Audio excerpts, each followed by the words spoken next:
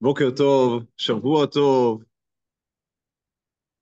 Our shiur today is לעילוי נשמת רפאל משה בן אליהו, and we are, as the other shiurim, and we are speaking today about a very special personality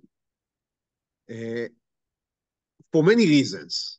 But for us here in this shiur, I think, it's the first time that we will discuss someone that is really a 20th century personality.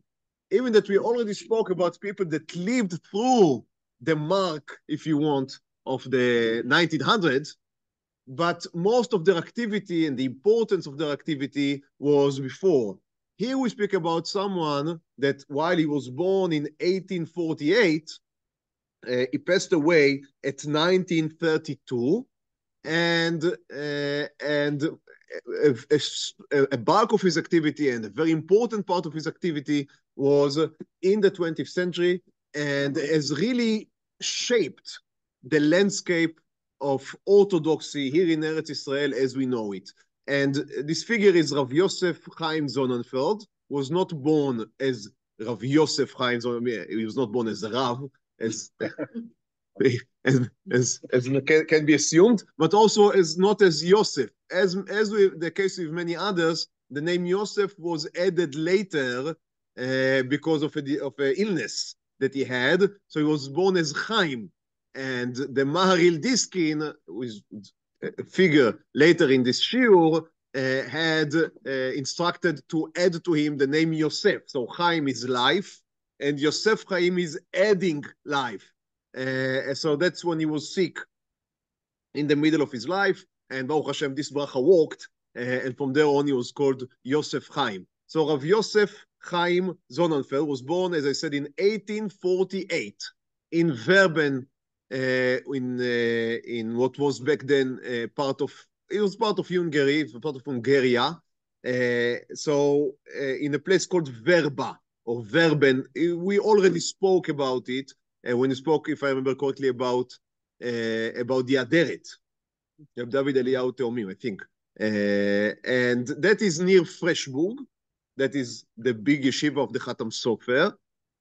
And in the time of Rav Yosef Chaim Sonnenfeld, when he learned in Freshburg, as we would speak about, the yeshiva, it was in the time of the Ktav Sofer, the son of the Khatam Sofer. All of that is very important to understand the background of our hero. But let's begin from the start. Let's begin from the beginning, from Bereshit. So Rabbi Yosef Chaim Sonnenfeld was born, and he became an orphan from his father at the age of 6, just before he turned 6. And he remained only with his mother, who did her best to support the child. It's unclear from the books. The problem, as I think I spoke about a few times in the past, we have personalities that our problem is that we do not have enough information about them. But there are some people that the problem is that you have too much information, and it is difficult to decide what is important to speak about in such a short time and what to omit. And B, it is many times difficult to, I guess, sift, that's the word, between what is true and what was written from the point of view of the writer. In our hero, this is one, I don't know if the word biography is correct, it's more of a hagiography than biography. I hope that I do not insult. The writer is Shlomo Zalman Sonnenfeld. So as you can hear from the name, he is a grandchild or a great-grandchild of Rabbi Yosef Chaim Sonnenfeld. But this book is a short version of 3 volumes that he printed on Rabbi Yosef Chaim Sonnenfeld. And these 3 volumes are only one out of 3 different versions that were printed on Rabbi Yosef Chaim Sonnenfeld. Just to see, I guess, how much this person had an effect, because what happens is that if you belong to a certain movement or to a certain ideology now, or in the 80s, when this book was printed, then you would want to rewrite Rabbi Yosef Chaim Sonnenfeld as leading and belonging to what you believe in. However, if you belong to a different camp, then you'd write your own sefer if it's important enough. You'd write your own sefer about Rabbi Yosef Chaim Sonnenfeld, and a completely different, or not completely, but somewhat different figure would appear. So we have this book who belong more or less to the Aguda camp. Now, again, if you are a little familiar with, it's not even Israeli politics, it's Jewish politics. So the Aguda is what we would call today the mainstream Haredi. So that's one version of Rabbi Yosef Chaim Sonnenfeld. He was the leader of Aguda in Eretz Yisrael. The other version was printed by Rav Amram Bloy, was the head of the Eida Haredit. This is what we would call today the Turei Karta in Yerushalayim, was a very close student or friend or assistant of Rav Sonnenfeld, and the Eida Haredit completely see themselves as the continuation of Rabbi Yosef Chaim Sonnenfeld. Now, again, if you have some familiarity with Jewish politics, Eida Haredit and the Aguda, while both may be wearing black, are very, very different from each other. And not all of the Eida Haredit are wearing black, by the way. The Yerushalmim many times would wear this special Yerushalmi old clothing. So this is another. And there is another branch of the Sonnenfeld family who are closer to the Mizrahi nowadays, and they also have their own version. Now, no one can claim that Rav Sonnenfeld was part of the Mizrahi. Right? That should be clear from the onset, but they make him more Zionist in the, at least in the sense, not political Zionist. We speak about the difference as the shiur would progress. It's very important, but in the sense of supporting and assisting and advocating for the building of the new settlements in Eretz Yisrael. So three very different versions of who Reb Chaim Sonnenfeld was. I didn't have the time before this shiur to go through all of these. I want to give right immediately a proper admission. I didn't go through all of these books. That would need a doctorate to be written. I read some from this, try to create some picture in my head, and I would give you what are my impressions, and you have to accept it with a grain of salt and maybe more than a grain of salt. Okay, so I would now continue the story. So he was an orphan from his father. His mother was taking care of him. It seems that she didn't want to remarry. She wanted to continue and support her child. However, she was not able to do so because of the poverty she lived in, which was very extreme. And again, by then, in Central Europe, in Eastern Europe, Jews were many times in very difficult situations. And she had no other choice but to remarry. And she remarried to someone who had the means, but not necessarily, again, and I am repeating what I understood from the Sfarim. Obviously, how can we know what exactly happened? But she remarried with someone that had the means, but not necessarily was ideologically with the same, or religiously, we may say, in the same stream that she was. And by then, in Hungary of the time, in Hungaria of the time, there were very different ideologies and understandings of what Judaism is, of what Torah is. And the extremes, obviously, were the neologues on one side, which were the reformers of, they were not German, they were Hungarian, but this was the branch of reform in Hungary. And you also had we may say the Hasidim of Hungary, which were not living in the same area, but they were in the Unterland, not in the Uberland. But in the Unterland, you had also the Hasidim, which the Munkach, the Satmer, out were the extreme to the other side, no modernity at all. And you had some people that tried to walk in the middle, which usually were getting hit from both sides. So it was very, very difficult time. It seems that the new husband was in favor of the child getting secular education, not necessarily instead of Torah education, but at least supplementing it, and maybe even more than supplementing it. And the mother had no other choice but to go with the new husband who was setting the rules because he was having the money, and that was also the way things were. That the husband is setting the rules even for the children of a late husband, a former husband of the wife. So he wanted to send the child. They had to send him to what we would call today a public school, in elementary school. But because he was doing very well, he was a genius. Then the teachers really tried to convince the family to send him to what we'd call today a high school, a goyish high school. And to that, the child really refused because his Torah teacher told him that that is an asur. The father supported, and the mother didn't know what to do. That's the picture that is that seems to emerge from what I read.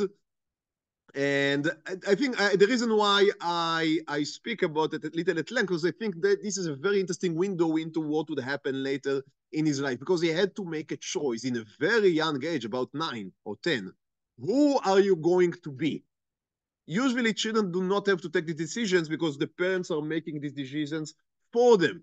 But here we have someone that had to make up his mind, and he make up his mind that he's not going to the goyish high school, that he would not learn chokhmot chitzoniot, secular English knowledge, we would call them today. And he make this decision, and he comes to his mother, and he says to her, I am going to yeshiva. Goodbye. And his mother supports, again, according to the books that I read, his mother supports him basically against the will of his stepfather, and he is going to yeshiva. Now, his grandfather was from his mother's side, the father of the mother, was a very important Rav. He was already deceased, but he was a very important Rav. And the name opened some doors for him. So even that he came without any money, he was able to find the way into the yeshivot. And to make a long story, a very long story of 3 volumes, shorter, he, at the age of 16, after learning in a few yeshivot, in the age of 16, acknowledged as a prodigy, as a genius. Everyone that we speak here about always are geniuses, because otherwise they would not be remembered 100 years later. So at the age of 16, he is moving to Pressburg, to the great yeshiva of the Khatam Sofer, again, now led by his son, the Ktav Sofer. Very interestingly, so he loved the Ktav Sofer, and obviously the great time there learning in the yeshiva, but time very quickly came that he had to marry. And the Ktav Sofer wanted him to marry the daughter of someone very rich that he knew. And his reason was very clear. You are a Talmid Chacham. I want you to be able to sit and learn. And the only way that you would be able to sit and learn, if you would marry someone, you would marry rich. And then you'd have the money to be able to sit and learn. And you understand that someone like that had a strong independency. Because already from the age of 9, he carved his way in life. And he stood up to his Rabbi, which is amazing. To the Ktav Sofer, who was a great Rav. He stood up to him and he said, I don't want to marry into a rich family, because then my wife would have expectations that I do not know if I would be able to sustain. And I was raised in poverty. Maybe I would remain that way to the end of my life. Maybe I even want to remain this way to the end of my life. So I have no interest in marrying, and it would only harm me if I would marry rich. And he refused a few offers that were proposed to him by the Ktav Sofer and his Mekoravim, right? How would you say Mekoravim? The Askanim. And so he refused them. And then he used the opportunity that his Rebbe went every year. The Ktav Sofer was the minhag by many Rabbanim back then, by many Rabbanim and just ordinary people nowadays. They would go for a month or so to a vacation, you may say, in some resort, in somewhere where there would be ma'ayanot, right? Springs. So the Ktav Sofer also went, and he used the opportunity. So when the Ktav Sofer was away, he got engaged. with a poor girl from a poor family, a very nice girl, but from a poor family, the daughter of a shochet from a nearby town. So she came from a family of Torah, but not from a family very far from a family of rich. His father-in-law was extremely poor and was not able to offer him almost any assistance. However, he was very happy with his wife, and all the stories that are being told that they had a very good connection, and he remained poor to the end of his life out of will, as a choice. He was really a sonne betza, someone that hates money. It's very rare, but he was really a sonne betza. He hated money. He distanced himself. He lived in very, very, very humble conditions, very humble conditions. He got married in 1870, so he was 22. The Ktav Sofer as a gift. Now, the Ktav Sofer was not very happy with his decision, but he respected it. And as a gift for his marriage, he gave him smicha. Right? He ordained him. So obviously they had a very good connection. And he moved, Rav Chaim moved to a place called Kovertsdorf, which was the place from which his wife came. Unfortunately, their first son, who he named after his own father, had died as a young boy. Unfortunately, out of 11 children that he had, only 3 survived him. So 8, and that's not the first time that we see this very sad phenomena that comes out of just of the poor health conditions, and people were extremely poor, and the science of medicine was undeveloped, surely in these type of places, and that was the outcome. So, however, the first son died very young. In Koversdorf, in this place, he joined the yeshiva of Rav Avram Shag. Now, Shag is not an Yiddish word. It is Sha'ag. It comes out of Hebrew, meaning like the lion is roaring. And that is a name that was given to the family because of their strong character, and by the Khatam Sofer himself. So Rav Avram Sha'ag, that was his name, Rav Avram Shag. And he learned by his yeshiva. He became very, very close to Rav Avram Shag. Rav Avram Shag was one of the great warriors against the neologues, against these reforms in Hungarian Jewry. And he was one of the pushers, we may say, of the advocates to separate the communities. That is the rift, we may say, in Hungarian Jewry, in which really the Jews there separated into 3 different types of communities. The first one was the neologues, the reforms. The second one, on the second extreme, was the extreme or the Orthodox. These are Orthodox, aware Orthodox, that they define themselves as Orthodox. And there were what they called the status quo ante communities, meaning the old status quo communities, which tried to hold both sides and that everyone can live together. Each side was throwing stones and fire on the other 2 camps. That's the sad reality of Hungary of the time. It's you can read the book. There is a beautiful book, very sad one, that was written by Professor Yaakov Katz, who was a great historian, a very important one. And he wrote about, he called it Hakera Shelo Nit'acha, the rift that was never healed. And he himself learned in the yeshivot of Hungary, and he sees the separation there as we may say the source of the separation that we suffer from to this day. Now, obviously, he had his own agenda, and you can agree or disagree. He was not only an historian, he also had his own opinions. And when you write about such a matter, you obviously insert your own opinion. So I do not send you to read that as the authorized version of history, but just to see, while you can agree or disagree with observations, you can see how sad it was, that families were broken apart. And the Jewish nation basically was broken apart. They couldn't live together anymore. So that was extremely sad. And Rav Amshag, I mean, that's the way that he saw the only way to sustain and to enable what was later called orthodoxy. That's something that was invented, right? Because you understand the difference between someone that is traditional and someone that is traditionalist, right? If you are traditional, that means that you live as your father lived. But if you are not only traditional, but other people now begin to deviate, and you are aware of your decision to continue the ways of your fathers, then on one hand, you do continue the way of your fathers. But on another hand, there is no way you really can continue, because up till now, they were unaware to them being traditional, because there was no other choice. When you choose this way, then by definition, it's a completely different, even if it's in your deeds, you continue to do exactly the same thing. Really, in your mind, that is a separation. It's a new thing that was born.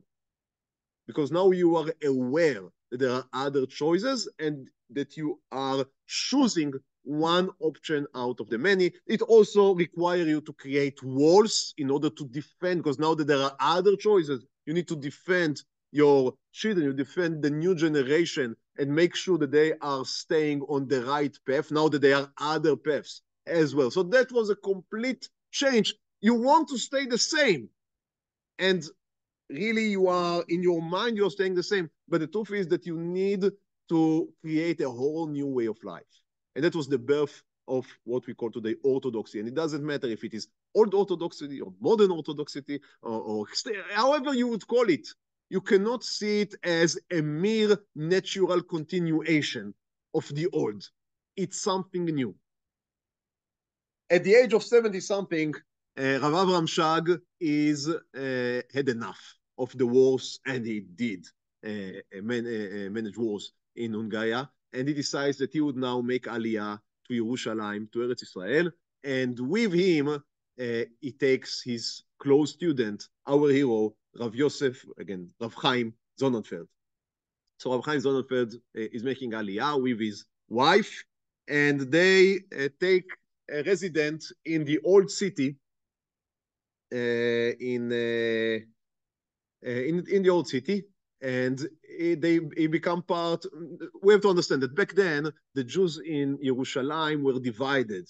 You were not working if you were an Orthodox Jew in Yerushalayim. You were not working by definition most of the time.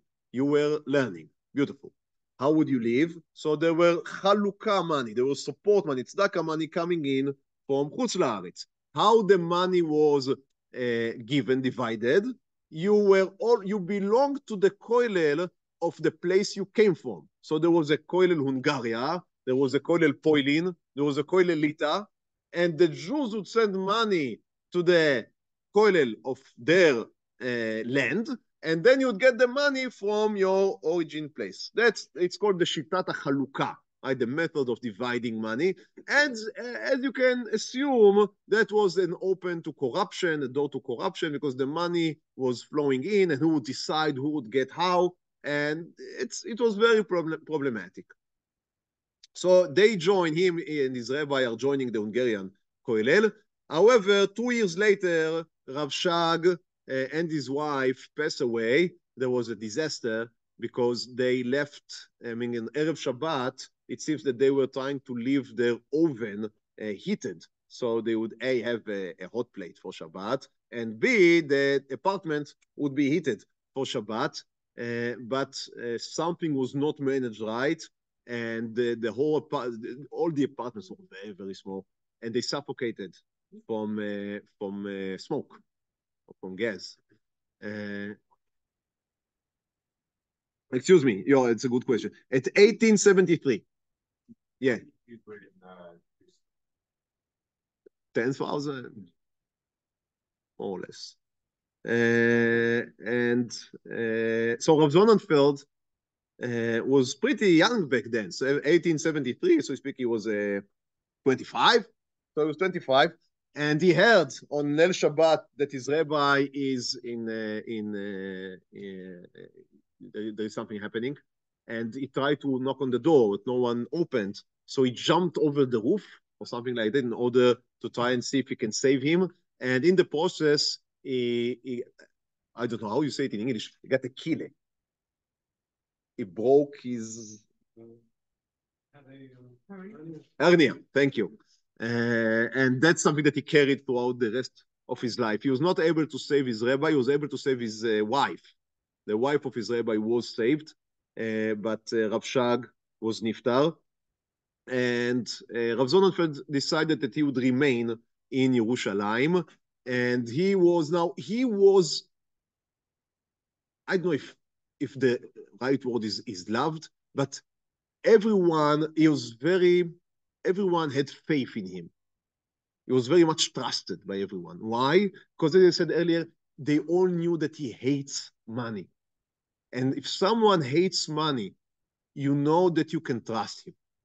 And he lived in extreme poverty situation in this very small apartment of his. And everyone sent him money, and he would give the money. He would give the money to the Jews in Yerushalayim, meaning to his own Jews, to the Hungarian Jews in Yerushalayim. And they knew that not even one coin would remain in his apartment because everything would be given away. So by that, very quickly he became a very important, not only a rabbinical figure because of his scholarship in Torah, his knowledge in Torah, but also a very important political figure, because you understand that if someone is responsible for allocating resources, then he is the man to go to if you need to do something, you need to open something, you need to... he obviously was not only a giver of money, an administrative manager, he was also giving shiurim in the kollel, and he was appointed as the head of the Hungarian kollel called Kollel Shomrei HaChomot. Shomrei HaChomot, the keepers of the walls, or in Aramaic, Neturei Karta. And here you can already beginning to see the seeds that would grow later. Now, he came from Hungary, he came with his Rav Avram Shag, and in some senses, he copied some of the things that he saw in Hungary into old Yerushalayim. Because what he saw in Yerushalayim was that you have the old Yishuv, which was, again, the word Haredi is an anachronistic, obviously, but that was observant, very strictly observant, people that were very much into Torah and mitzvot. But you could not ignore anymore the new Chalutzim, right? The new Zionist youth coming in, mostly from Central and Eastern Europe, and most of them were not observant at all. And very far from being observant. Many of them were anti-observant. They were atheists. They were deists. There were many things, but they were very far from Torah and mitzvot. And the question is, what do you do with them? How do you manage these two camps? And Rav Zonnenfeld knew from Hungary that what you need to do is to separate completely. Because if you would let mixing, they would take control of everything. That is the way that he learned by his rabbis, and that was what he was determined to enforce in Yerushalayim. Now, it is very important to emphasize that saying that it's very complicated to say that he was not a Zionist. Because if you would ask him, he would say that he is the most Zionist person on earth, in the sense that Beshuvcha leTzion berachamim, meaning he was someone that made Aliyah. He was, some of the money that was sent from Hungary, he took and invested on the new shchunot, neighborhoods outside of Yerushalayim. So he was responsible for the establishment of Beit Israel. He was responsible for the establishment of Bati Ungarin. All of these nowadays are part of the larger, you may say, Mea Shearim. But he was responsible to buying the lands, redeeming Geulat Karkaot, redeeming the lands, of paying for the houses, of dealing. It was easier that he would deal with the Ottoman Empire, Why? Because of the twisted way that the Ottomans worked. If you were a Jew that had Ottoman citizenship, you were more or less at the bottom of the ladder. However, if you had Austrian citizenship, as he had, then you were enjoying the special benefits. In Hebrew, it's called capitulatiot, capitulations. Yeah, that the Ottomans gave to the empires of Europe. So in this twisted way, it was better to be a foreigner than being a local citizen for the Jews. In some other ways, an Hungarian Jew in Israel had more rights than an Hungarian Jew in Hungary. That's just, that's the way that our forefathers had to manage. So he was buying all of these lands. He was creating new establishments. He was supporting the new such settlements as Petach Tikva that was established by Haredim. Again, the word Haredim is anachronistic, but it was established by observant Jews, I think, as you all know, and Rehovot, the same thing. So he was supporting all of these new settlements by money, moral support, halachic support. So he was a Zionist. But one thing he refused, and that was the Zionist movement as a political body was Chiloni. Again, the word Chiloni was not used back then. The word that was used was Chopshi, free. And it was Chiloni, and it was supposed to represent Klal Israel, the whole of the Jewish nation. He said that is a lie. They stand up as the representative of the Jewish nation, and they do not represent the Jewish nation. They represent only themselves. The Jewish nation is mostly back then observant Jews. So it makes no sense that they would speak in the name on behalf of the whole of the Jewish nation. However, the problem was that the Zionists were experts on political organization. And again, I will use the word Haredi, but the Orthodox world was as far as you can imagine from being able to mobilize themselves. That would take another few dozen years till the Orthodox world would be able to create first Agudat Israel and then to organize. It took a lot of time. And in this time, the Zionists were able to post themselves as I said, as the agency, right? The Jewish agency. That's a, if you think about that for a minute, right? We are the Jewish agency. Who made you into the Jewish agents? That was the argument of Rabbi Chaim Yosef Sonnenfeld. And he was not opposed even to having a Jewish state, but not a Jewish state as the Zionist movement had in mind. So that he opposed vehemently. And this very delicate balance between supporting the physical building of Eretz Israel, but opposing very strongly the political ambitions of the Chiloni Zionist movement, that is very difficult to maintain. And as situation changed, it was always a question, what has to give? So I spoke earlier about Aguda and Neturi Karta. Both of them see themselves as the continuation of the teachings of Rabbi Yosef Chaim Zonnenfeld. And you can already see that while Aguda decided that the physical building of Eretz Israel and the Jews in Eretz Israel take advance and trumps, and you have to give up on your complete opposition to the Zionist movement, and so they are now part of the Knesset. Aguda are part of the Knesset, which is a very political Zionist institution. So they decided that this side would give.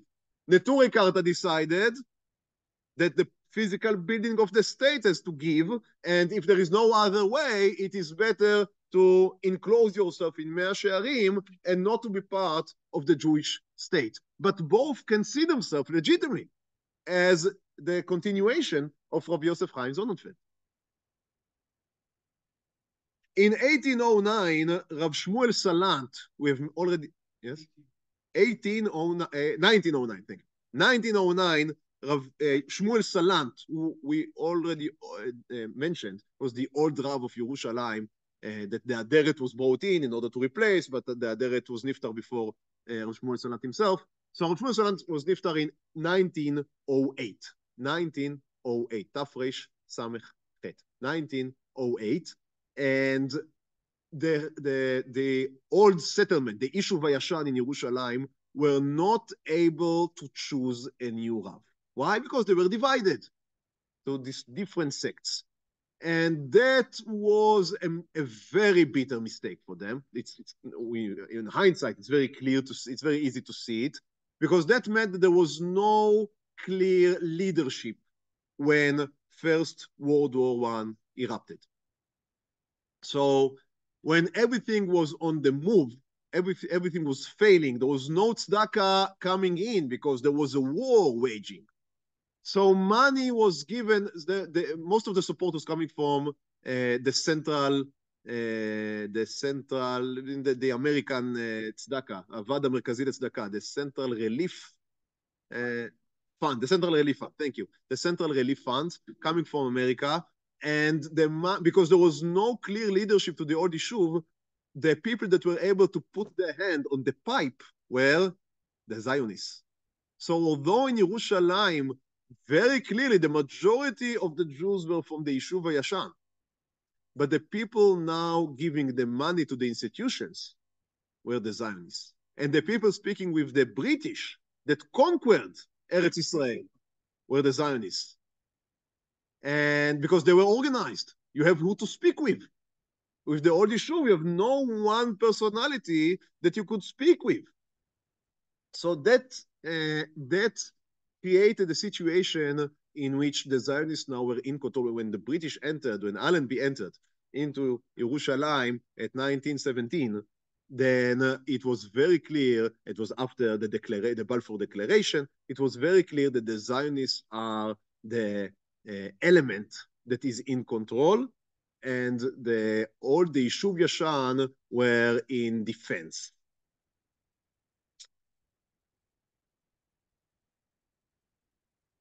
Now, Rav Sonnenfeld, as I said, was very much into trying to build Eretz Yisrael.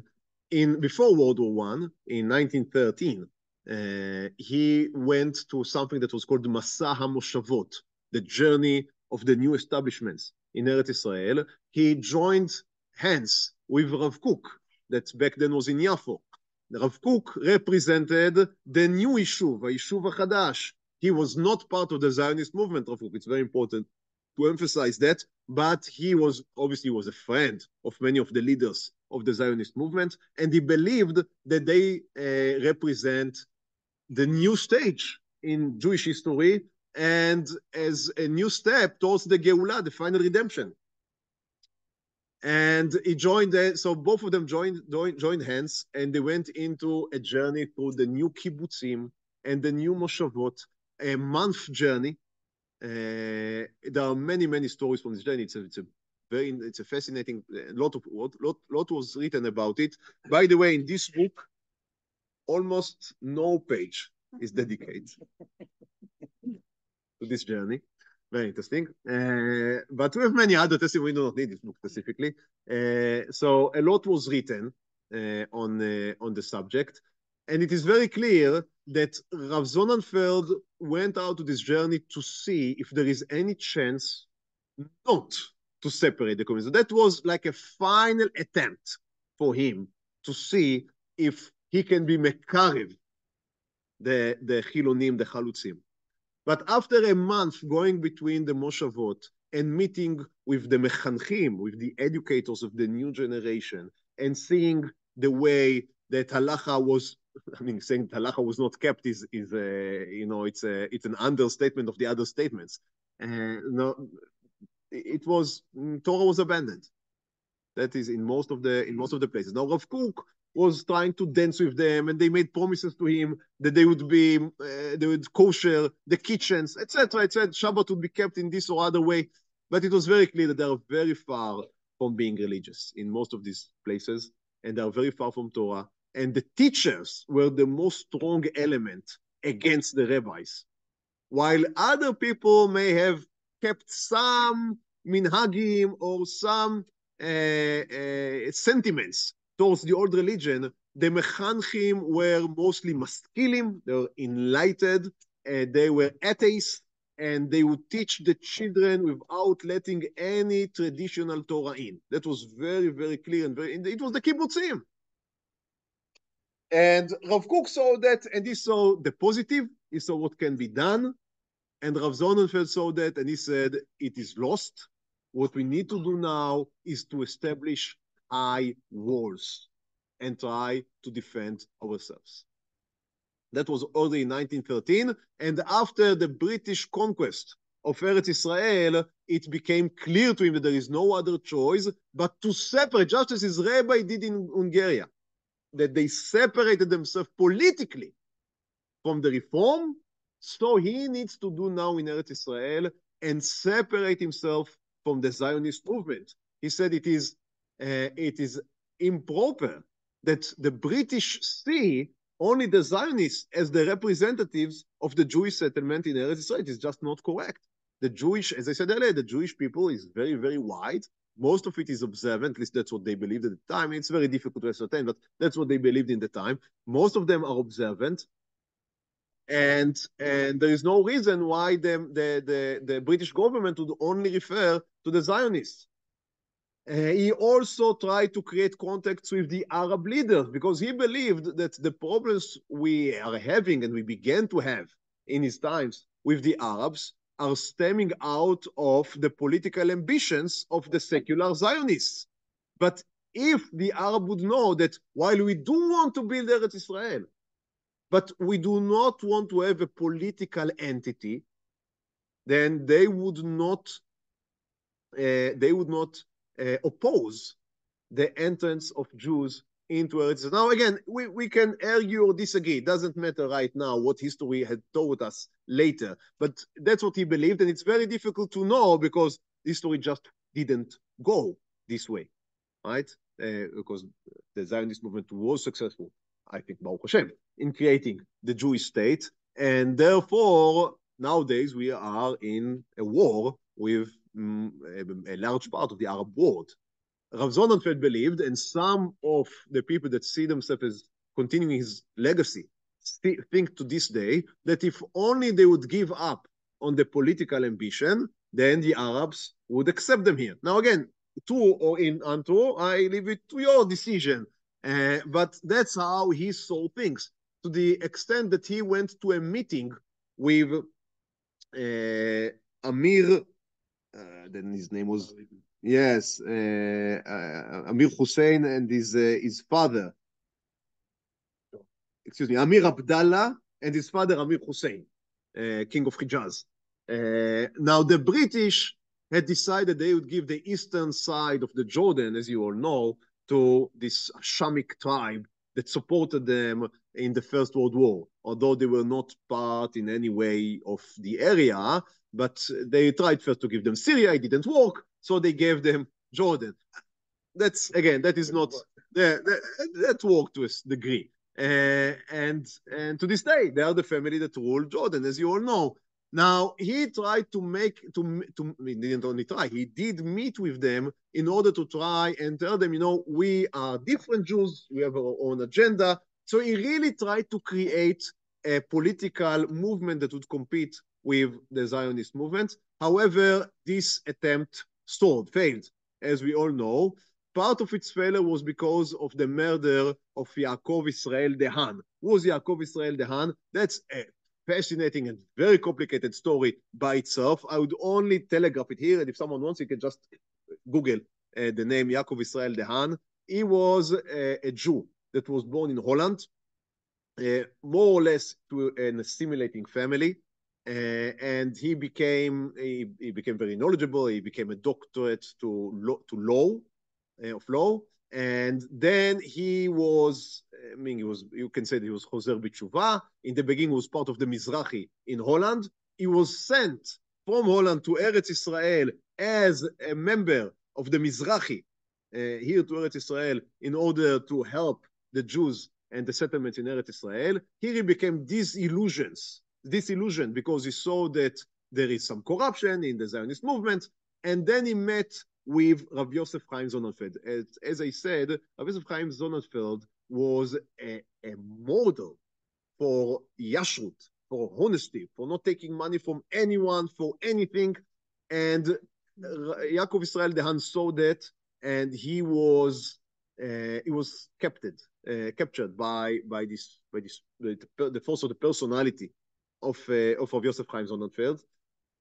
And because he was a cosmopolitan figure, right? Because he knew many European languages. He was a doctorate of law. He was able to meet with very important people and speak with them on their own level. So he became a very important tool in the hands of Rav Yosef Chaim Sonnenfeld to try and separate the issue of Yashan from the Zionist movement. The Zionists saw that as a threat, a critical threat on their ability to present themselves as the representatives of the Jewish people. And the bottom line is that a member of the Haganah murdered Yaakov Israel the Han. That can be seen and seen by many as the first political murder in Eretz Israel in the modern era.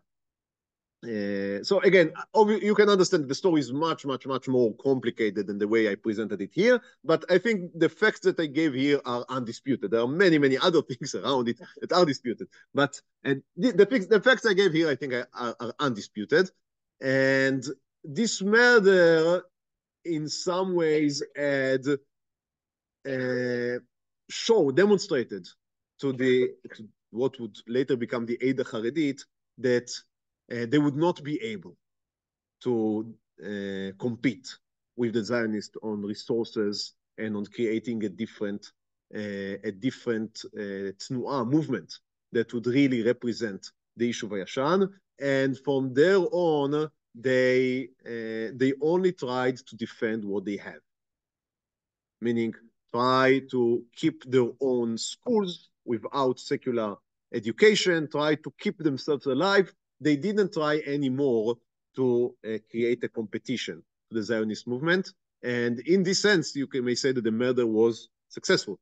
Now, I don't know if the murder would not have happened, would Yaakov Israel the Han would be able to convince, he was speaking with someone named Lord Northcliffe, was a very important Englishman that controlled many newspapers. And he spoke with others.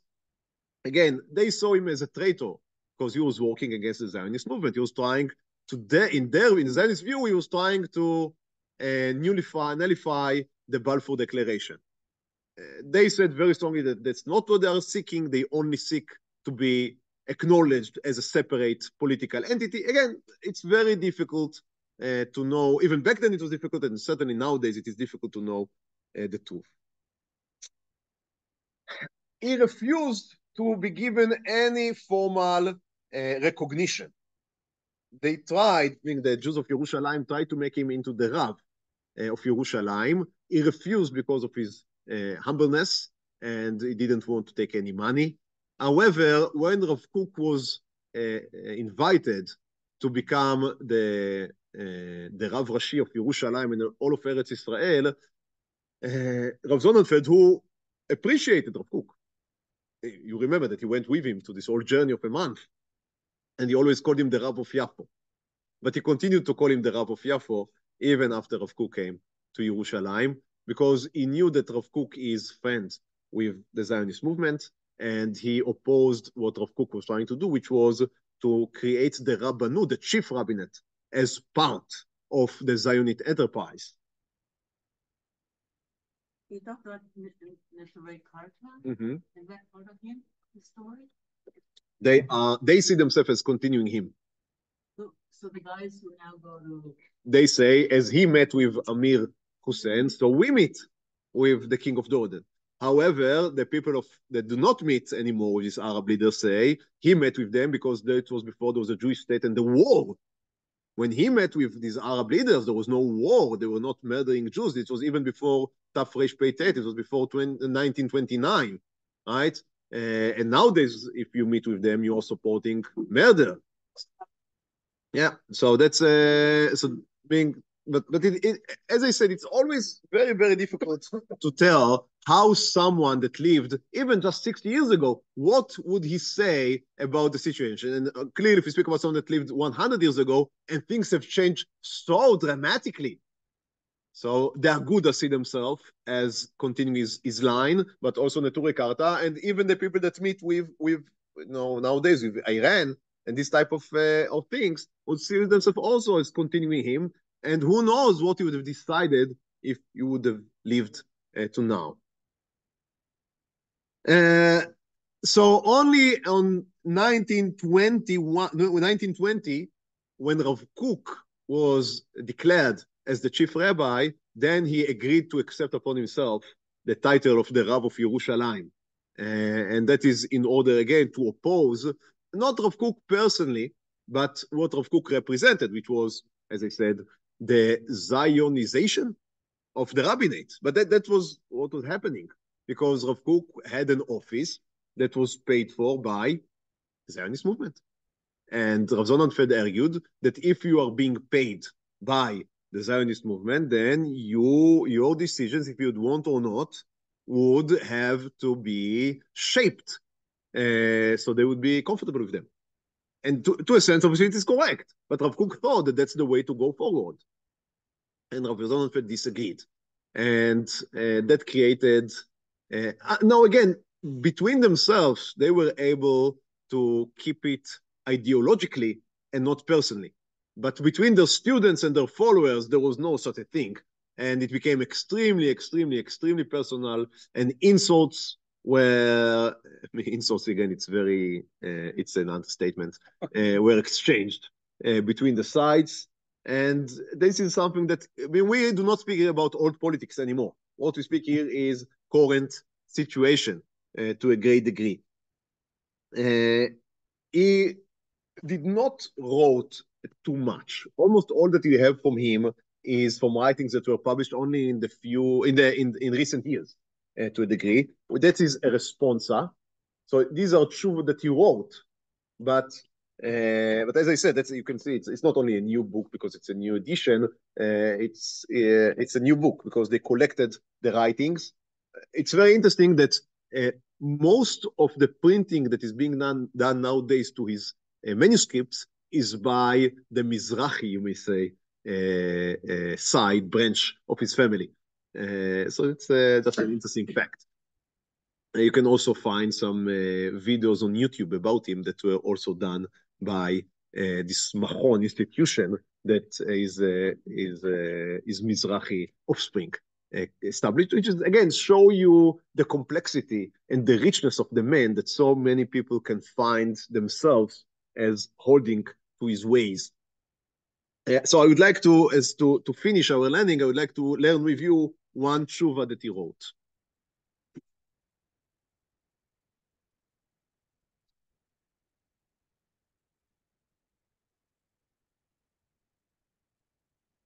Okay, so unfortunately, we would not be able to read all that I wrote here. In source bet. So that is a tshuva. That is a tshuva regarding the question of the language in the schools. What language should be used? And that is, again, to you, it may seem as a simple question. Well, they should speak the language in their houses. But that was a big, great question, because the Zionists were very strongly opposed to using of Yiddish in schools, and schools that were Yiddish speaking would not get fund from the Zionist movement. And again, because the Zionists more or less controlled the pipe of money, then not being funded by the Zionists was basically a death decree. So that was a question that many were dealing with, and this is his answer. שלום וברכה למעלת כבודו, הרב רב פעלים, מרביץ תורה, מורינו ורבינו רבי יעקב אורס טהון, השם יברכהו ויצילהו. So, hi. מכתבו החשוב מיום טוב אדר. So that's a letter from טוב אדר that is today, 7, more or less, yes. קיבלתי לנכון, והנה כשהמעלת כבודו. So you have a question, לשאול בדבר חמור, you have a strong, an important question, רב האחריות, a lot of responsibility, is on the answer to your question. ועומד ברומו של עולם היהדות, and it stands on the height, he says, of the Jewish world. אשר כמעט שאי אפשר להשיב בשאלה זאת תשובה ברורה ומסוימה. He says, I almost cannot give a definite and a clear answer to this question. ואין מדמים בשאלות כאלה מקומות זה לזה. And in this type of questions, you cannot say that one place is like the other, but every place needs to have its own answer. So you immediately can see, he was not a canaille in the sense that he thought that one size must fit all. He understood that as questions are more important, then they are more complex. The basic feature of the zealot, of the canaille, is that he thinks that if a question is very important, then it's a question of black and white. That is the fundamentalist view. While someone that is, I think, right, not fundamentalist, he understands that as the question is more important, then the answer is more complicated and less dichotomy, less black and white. So he says, it is a very important question, and that is why every place must have its own answer. והכל לפי מקומו ושעתו וכפי דרישת המצב. So everything should be according to the place and time, and according to the needs of the situation. וכפי ראות עיני העדה, ראשי היהדות החרדית, הנאמנים שבכל מקום ומקום. It says everything should be done according to the eyes of the community, the heads of the Haredi, the faithful Haredi, he emphasized, in every place. So he says, it is improper for me from Yerushalayim to give you an answer to somewhere else. What should be done is that someone at your place would make the decision. But he says, because you asked, I'll give you some consideration. I will not read inside because our time is up, but only give you a short summary. He says, basically, speaking Hebrew can be something that is very good. It would help the children to have an easier time learning Torah because they would speak the language. And also, when people coming from different places, such as in Eretz Yisreol, you cannot decide if you speak Yiddish, but even what type of Yiddish would you speak? Now, again, for those of us that do not know Yiddish, everything sounds the same. But you should know that Eastern Yiddish and Western, I mean, they can speak, they can understand each other, but they are very different. Lithuanian Yiddish, each one of these is different. So what language would you speak? And you have also Mizrahi people coming. Then what language would you use? So learning in Hebrew is the most obvious choice. So that is two considerations we spoke about, right? Having more access to Torah literature, and B, being able to teach everyone. But then he says, but on the other hand, the problem is that the Zionists has taken this language in captivity. And if you are teaching them Hebrew, you are opening the door to Hebrew teachers. And he's very much worried. You remember that we spoke about the Masah HaMoshavot. He's very much worried about these Hebrew teachers. Because almost all of them are from the Haskalah, because the old Jewish teachers, they do not know teaching Hebrew. They only know to teach in Yiddish. That was the situation, by the way, in America for a long time. And that is a problem. He says that it depends really on the situation. Because what are the needs and what solutions can be found? What type of teachers are there? And what type of children are there? And he says, you have more epikorsut. It's so interesting. He says, if someone can read Hebrew fluently, then there would be more epikorsut that would be accessible to him than if you can only read Yiddish fluently or Russian or I don't know what. So that's, again, amazing statement. But because of the Zionist movement, the number of atheist books that were written in Hebrew were a lot. And there was almost no literature in Hebrew, in modern Hebrew, that was written back then by observant authors. So he says, if you are teaching Hebrew, you need to have a very open eye on what type of books are being taught and what type of teachers are teaching them. So again, you can see, so I thought that this answer is so interesting because it shows you that he understood the situation in a very realistic way, and he was always trying to weigh the price against the gain. What do you have to gain? What do you have to lose? And because I think that because his answers were so many times, they were tailored to the specific time and place, that's why his descendants, the physical and the spiritual, were so diverse, because that he had many principles that guided him. And the question, what type of principle do you take as the prime principle, was a question that you could dispute. He was niftar in 1932. In 1932, he asked that he would not be eulogized, and the only thing that would be said on the hesped would be, we have the tzava'ah, the wheel, and it says, Chaval al Alten Eretz Israel id. So, Chaval, shame, why, on an old Jew of Eretz Israel. So you see how complicated this person is. He was asked to be buried next to his old rabbi, you remember, that was niftar back in 1875. So he was buried next to him, and he asked that on the matzeva, they would only write, Po nitman talmid etzel rabo. Here a student was buried next to his rabbi. Extremely humble person, extremely righteous person, that showed a way, I think, a very complicated way, but showed the way. The difficulty was that he was fighting a losing battle against the Zionist movement. And the question of what do you do with when the Zionists are on the march? So what do you do with that? That is a question that I hope that Be'ezrat Hashem we would speak about the next coming weeks, speaking about different figures. Thank you so much.